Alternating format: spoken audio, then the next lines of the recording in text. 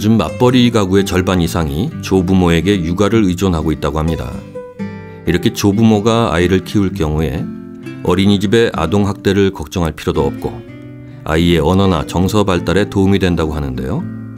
하지만 자신의 시간과 건강을 희생해가면서 손주를 보는 것도 그렇게 쉬운 일만은 아닙니다. 오늘은 황혼 육아를 똑똑하게 잘하기 위한 몇 가지 팁을 살펴보겠습니다.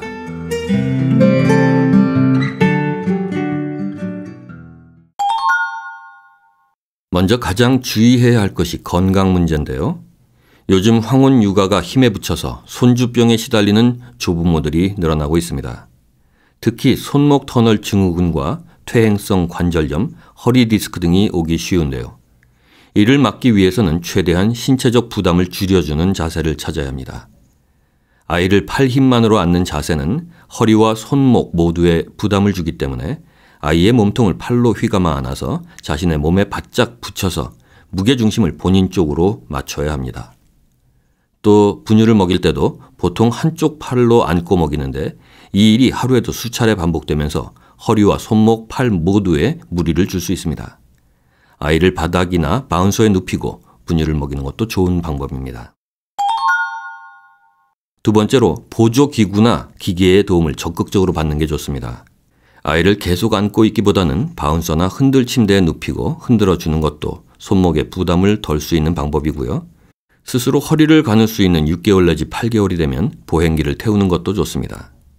단 오랫동안 보행기를 이용하게 되면 안짱다리가 될 수 있어서 한 번에 5분 내외로 태우는 것이 좋다고 하고요. 또 아이의 옷이 더러워졌을 때 손빨래보다는 세탁기를 이용하는 것도 신체적 부담을 줄이는 방법입니다. 세 번째로 아이를 돌보기 전에 스트레칭을 통해서 근육을 이완시켜주는 것도 통증 예방에 도움이 됩니다. 손목 손상을 방지하기 위해서는 손목을 위아래로 꺾는 스트레칭을 자주 해주면 좋은데요. 팔을 뻗은 상태에서 손등이 위로 가게 해서 손목을 꺾고 10초에서 20초 동안 정지합니다. 반대로 손등이 아래로 가게 해서 손목을 꺾어주는 것도 좋고요. 또 무릎을 구부리고 누운 자세에서 엉덩이를 들고 10초 정도 유지해 주세요. 이런 동작을 10회 정도 반복하면 허리 통증을 줄이고 근력을 강화시킬 수 있습니다. 네 번째로 요즘 육아 트렌드를 알기 위해서는 끊임없는 노력이 필요합니다. 조부모가 아이를 키우던 시절과 지금은 양육 환경이 많이 달라졌기 때문인데요. 요즘 육아 트렌드를 알려면 시, 군, 구청 등에서 실시하는 조부모 육아 교실에 참석하는 것이 좋습니다. 신생아 돌봐주기, 어린 손자녀 놀아주기 등 다양한 프로그램이 진행된다고 하네요. 또 요즘 아이들이 좋아하는 장난감이나 애니메이션이 뭔지도 관심을 갖고 지켜보는 게 좋습니다. 다섯 번째로 아이의 부모와 조부모가 서로를 이해하고 존중해야 합니다. 요즘 육아 방식의 차이로 부모와 조부모가 갈등을 빚는 경우도 많다는데요.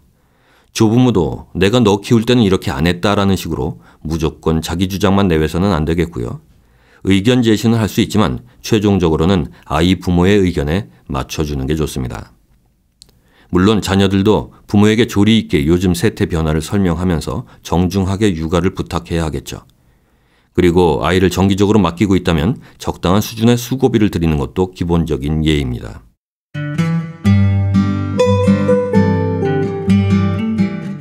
백세 시대가 되면서 손자녀가 대학생이 되는 것은 물론 결혼해서 아이를 낳는 것까지 보게 될 가능성이 많은데요. 손자녀가 어릴 때부터 잘 돌봐주면 그 후로도 쭉 좋은 관계를 유지할 수 있겠죠. 황혼 육아가 쉬운 일은 아니지만 피할 수 없으면 즐기라는 말처럼 최대한 부담을 줄여가면서 황혼 육아를 즐겨보시면 어떨까 싶습니다.